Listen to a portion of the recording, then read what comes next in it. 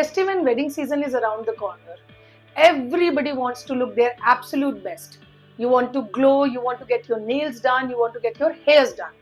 But salon industry में hairs को लेकर के इतनी सारे ट्रीटमेंट ऑप्शंस अवेलेबल हैं, लेकिन क्या इन ट्रीटमेंट्स में साइंटिफिक बेसिस होता है?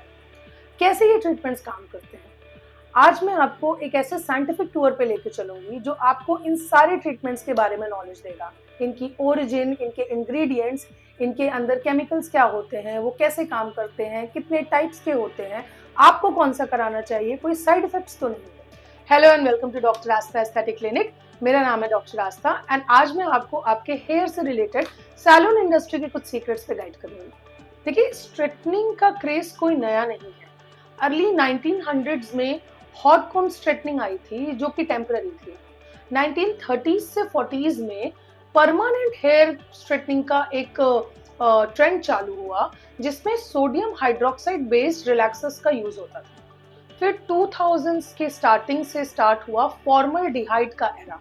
ब्राजील से स्टार्ट हुआ, पूरी दुनिया में फैल गया। बट फॉर्मल्डिहाइड से जो स्ट्रेटनिंग हम अचीव करते थे वो बहुत ही ज्यादा डैमेजिंग होती है।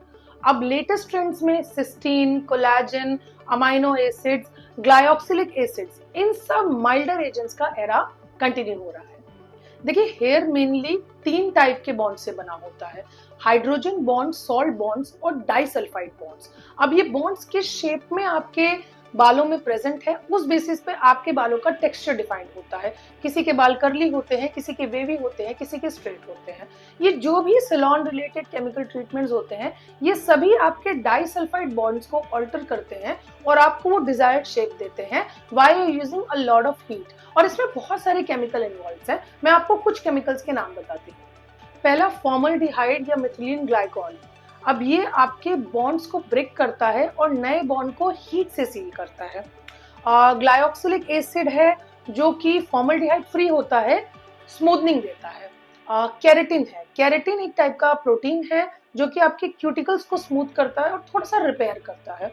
सिस्टीन एक टाइप का अमाइनो एसिड्स है, वो भी आपके हेयर्स को रिलैक्स करता है। सोडियम हाइड्रोक्साइड या अमोनियम थायोग्लाइकोनेट, ये सबसे स्ट्रॉन्ग है, रिबॉन्डिंग में यूज होता है और स्ट्रॉन्ग बॉन्ड्स को ब्रेक करता है। सबसे पहले बात करते हैं रिबॉन्डिंग के बारे में।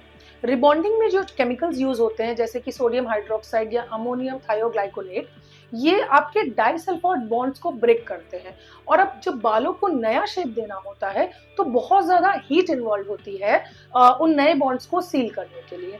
रिजल्ट, पोकर स्ट्रेट हेयर्स जो कि कंप्लीटली परमानेंट होते हैं जब तक आपके नए बाल रूट से नहीं आ रहे हैं। बट सबसे ज्यादा डैमेजिंग होता है, सबसे ज्यादा स्ट्रॉन्ग बॉन्ड्स को ब्रेक करता है। हेयर लॉस का सबसे बड़ा कारण रिबॉन्डिंग या नॉर्मल हेयर स्ट्रेटनिंग हो सकता है। केराटिन ट्रीटमेंट जो सबसे ज्यादा नोन और पॉपुलर है, उसमें मेजरली कंपनीज ऐसा बोलती हैं कि केराटिन प्रोटीन होता है, एग्जैक्टली वो प्रोटीन जिससे आपके बाल बने हुए हैं। बट अगेन, ये जो भी कंपनीज ये प्रोडक्ट्स बनाती हैं उसमें कोई ना कोई एक डेरिवेटिव फॉर्मल्डिहाइड का या ग्लाइऑक्सिलिक एसिड का जरूर पुटअप किया जाता है। अब रिजल्ट में ये आपके हेयर शाफ्ट को एक अच्छी सी कोटिंग देते हैं, आपके क्यूटिकल को ये सील कर देते हैं, फ्रिज को कंट्रोल करते हैं, हेयर को थोड़ा मैनेजेबल बनाते हैं।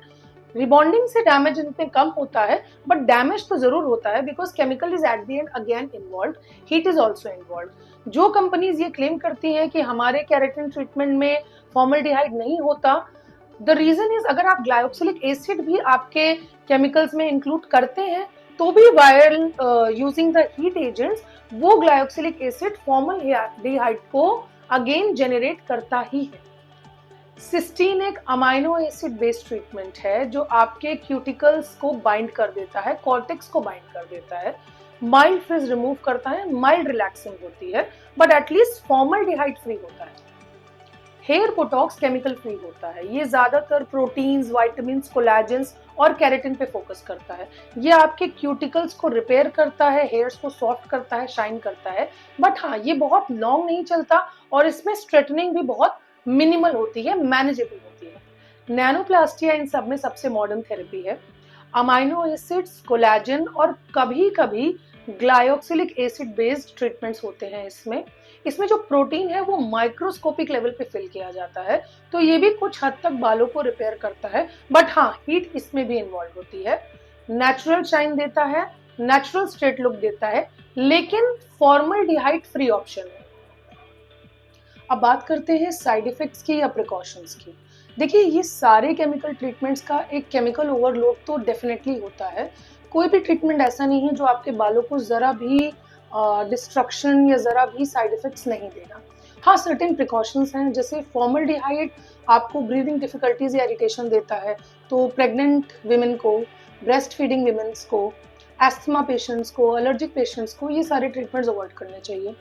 अगर आपके बाल ओवरली प्रोसेस्ड हैं या ब्लीच्ड हैं तो ये ब्रेकेज को भी बढ़ावा देता है, so you have to choose it very wisely. अब आपके लिए बेस्ट क्या है, ये कैसे चूज करें? देखिए, ट्रीटमेंट का कौन सा ऑप्शन हमें लेना चाहिए ये आपके विजन और आपके गोल पे डिपेंड करता है। सपोज आपको परमानेंट स्ट्रेटनिंग चाहिए, हमेशा के लिए स्मूथनिंग चाहिए, तो rebonding is a better option for you. लेकिन अगर आपको सिर्फ शाइन चाहिए, नेचुरल फ्रिज फ्री लुक चाहिए, तो आप केराटिन के ऊपर भी जा सकते हैं। सॉफ्ट और नेचुरल फिनिश के लिए सिस्टीन बेस्ट है। अगर डैमेज रिपेयर करना है और फ्रिज फ्री ऑप्शन चाहिए, थोड़ा स्लीक लुक चाहिए, तो हेयर बोटॉक्स या फॉर्मल्डिहाइड फ्री नैनोप्लास्टिया आपके लिए बेस्ट ऑप्शन हो सकता है।